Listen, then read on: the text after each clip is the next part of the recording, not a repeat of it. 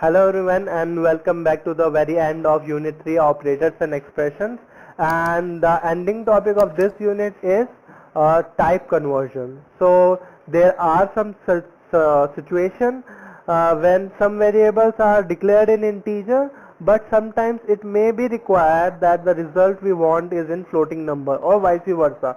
So in that cases we implicitly or explicitly change the data type of that variable for that particular instance. So the type conversion is the process to convert the set of declared data type to another required data type. There are two types of type conversion: implicit type conversion and explicit type conversion. We are going to learn both of them, and it is important topic to know. Type conversion is an important topic to know, and because if a programmer knows how he can change or cleverly change the data type for a particular situation, eh, he may end up getting saving memory of the program. He may end up saving the memory of the program. Okay, so it is an important topic from programmer's perspective.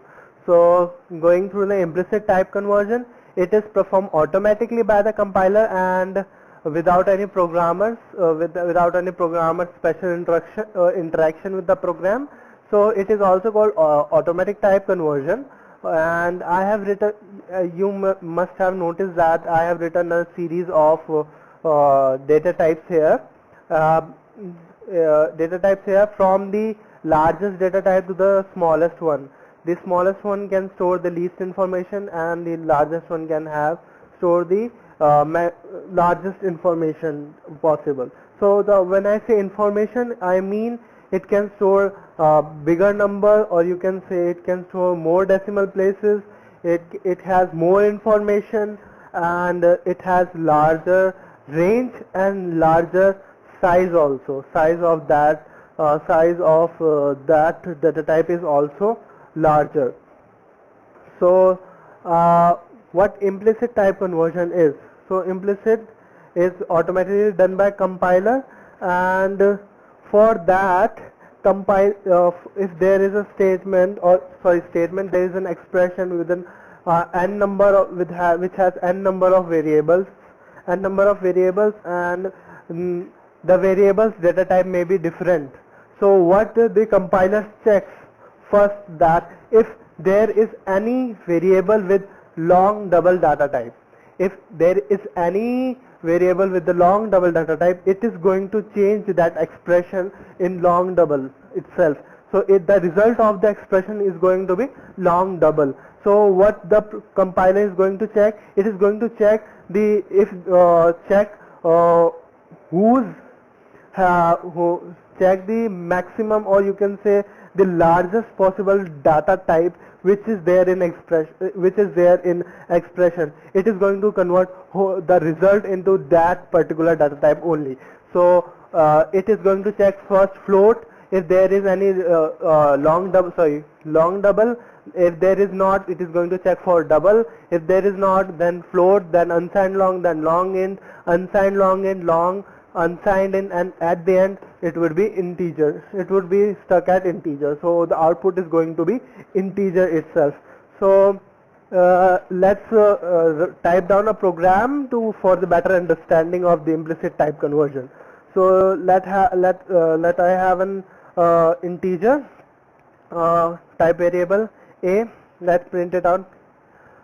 Print %d /n for new line, and then we have a. So what I'm going to do right now, I have an I know that the data type of a itself is integer. It's an integer type data type.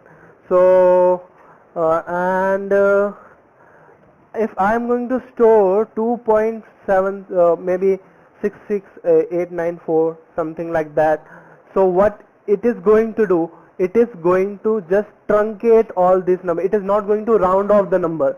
It is going to truncate all the decimal places, because integer cannot store any decimal places. So it is converting this floating type number into integer type number automatically. We are not saying anything, that we are not saying the compiler to change that 2.674 to integer and then store it in A. It is automatically converting it into an integer and then storing it into A. So you can expect the answer of 2, not 3. It is not rounding off, it is just truncating the decimal points. So it is the most basic example of an implicit type conversion. Now I am going to write an expression. I am getting a float number.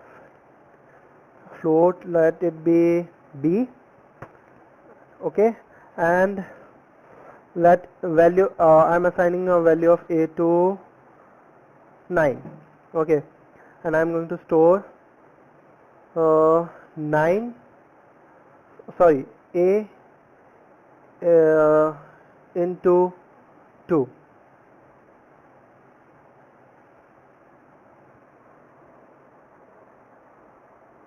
Okay, I am printing A again, so I need to print out B.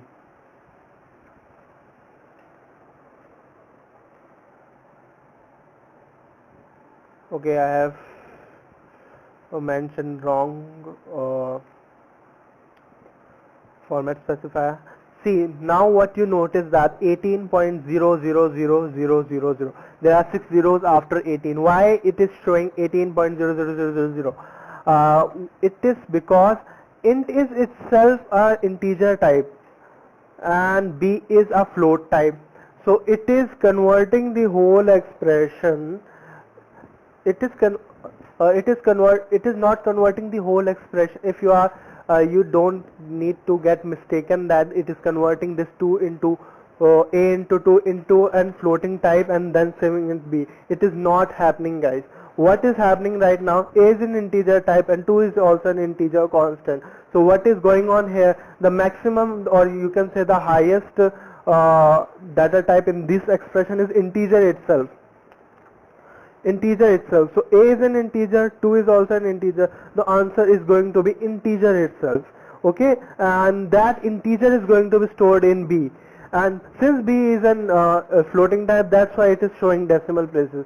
It is not that that this is getting converted into float, and this will be demonstrated right now. If I am going to divide 9 by 2, what answer should I expect? Should I expect 4.5 or 4? The answer is 4. Why answer is 4? Answer is 4 because A is integer, 2 is also integer.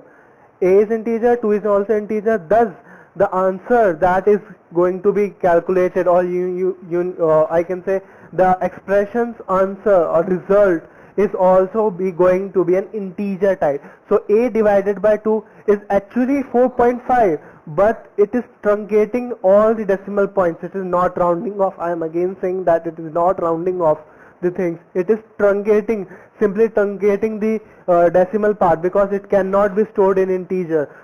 This is done because both of them are integer type data type. So the expression answer is also integer type data type. That is why you are getting answer of 4.00000. Now what I am going to do, I am going to just simply have another floating variable. Let it be C equals to 2, and I am going to type down C here. Now I should expect the answer of 4.5. Why I am getting 4.5 now? Because the highest, or you can say the largest information can be stored in C, or you can say the largest data type that we are using here in this expression is a floating point expression, is a floating point. So C is a float, C is a floating number. So C is a floating number, and the result of this expression, A divided by 2, A is an integer divided by a float. So it is going to result it is going to convert that A also into float. It is going to convert that A into float, and A into float, and calculate the answer, and then it is going to calculate the answer. So this expression is going to store a floating point number, and it is going to result in a floating point number, that is 4.5. So that is why we are getting 4.5 here. So the largest is here is C. Now I'm going to have another variable of integer data type. Let it be d itself only, and I'm going to print b and d simultaneously. A divided by c.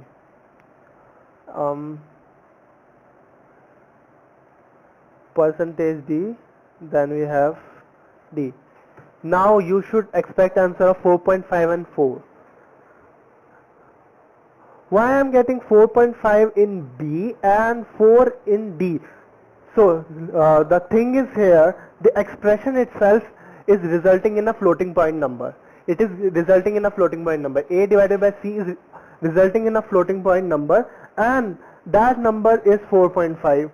Okay, and floating point number can be stored in floating point variable, but it cannot be stored completely in an integer type variable.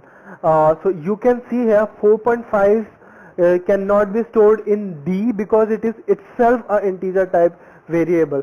So the type, so it is itself an integer type variable, so its type cannot be, it cannot store, you can say, a floating point number. That is why that 4.5 is getting truncated here. Now let's play with number itself, not the variable. So let's have 9 divided by 5 and 9 divided by 5, or you can say maybe 2, let it be 2 only. So again let's run the program. You can see 9 is an integer constant, 2 is an integer constant, so result of this expression will be an integer only. You can ignore these warnings there right now. So the answer would be in integer. The answer would be, answer of this expression would be integer. So the answer is 4. So it is getting stored in float and integer as well. What if I do this? I'm going to change this to a real type variable, constant. So you again see there is an 4.5 here, there is 4 because it cannot store 4.5. The expression itself is resulting in a floating number, but the result, you can say, but the result cannot be stored in integer type. That is why the information is lost. You can say this is also called as lost information. You can say if we are going to convert a larger type of data type, we are going to store a larger type of data type, larger type of data in a smaller data type, then the information is lost, and in this case the lost information is 0.5. So, and let's change the numerator this time, not the denominator. 0.0, 0.0.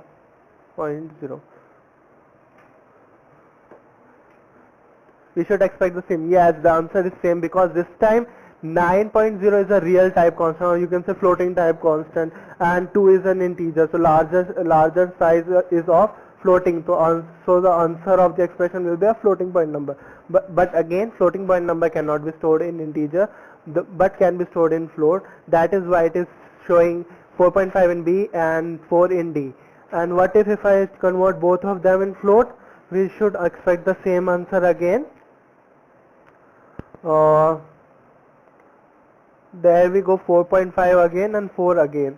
And what if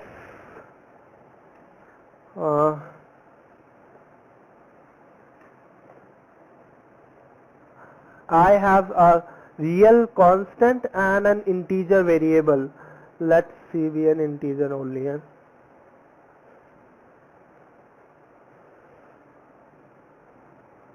Let's see, be an integer only, and we are going to divide it by C.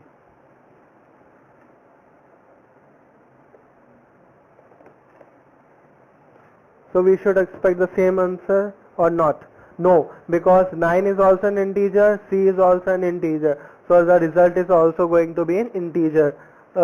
If I am going to change it 0.0, then we should expect the expression to result to yield an floating point number. So we are getting a floating point number here, information is getting lost. So it was all about the implicit type conversion. The expression will check what is the largest possible data type that is there, and then is going to evaluate that expression in that particular data type, or the result yield by that expression would be that particular data type. And if that data type is stored in a smaller data type, then the information is lost, and so we need to keep that in mind while writing an expression, that what would be the output of the expression, and the variable in which we are storing that expression's result, it should be capable of storing that data. Okay, so this was all about implicit type conversion, and in next video we are going to talk about explicit type conversion.